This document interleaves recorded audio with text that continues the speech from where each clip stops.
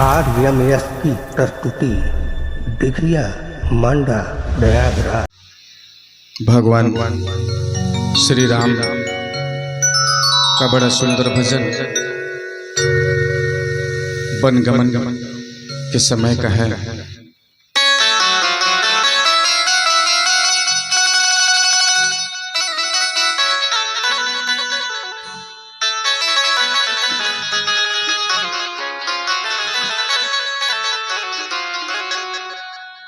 चौदह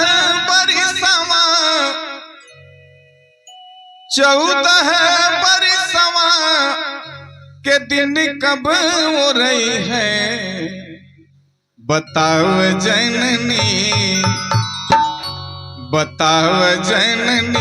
राम कहिया ले आई है, बताओ जननी राम कहिया ले आई है, बताओ जननी राम कहिया ले आई है।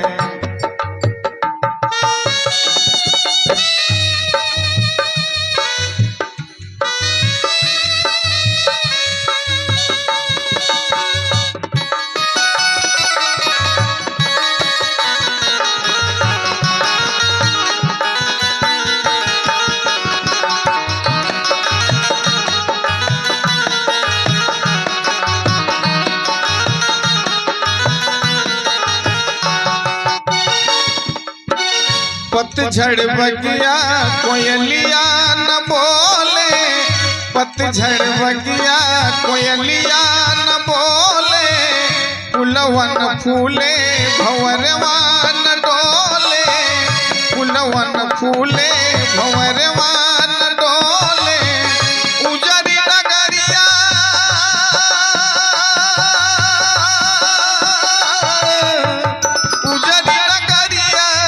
कबूले बसई है, बताओ जननी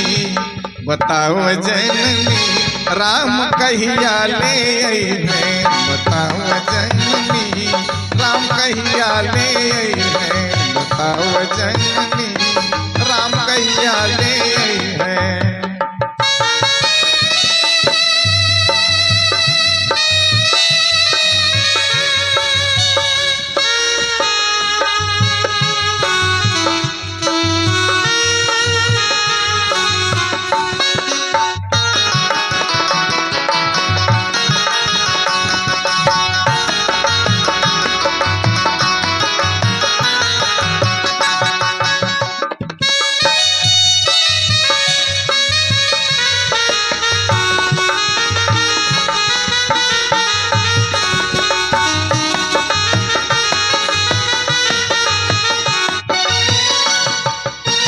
राम के वियोगवान में भोगवान भावे, राम के वियोगवान में भोगवान भावे, भूखिया न लागे निदरिया न आवे, उजरिया जोधिया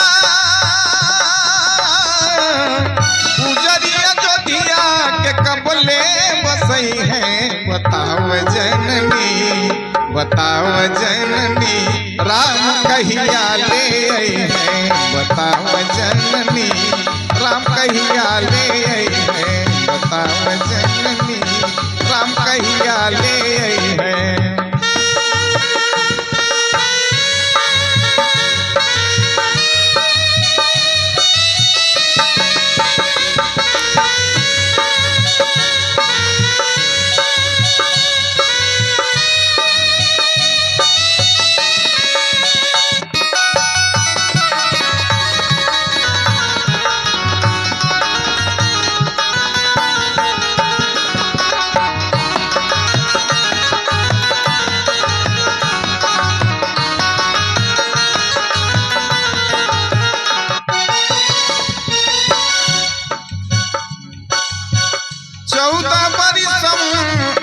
चौदह बरसवा के दिन कब हो रही है, बताओ जननी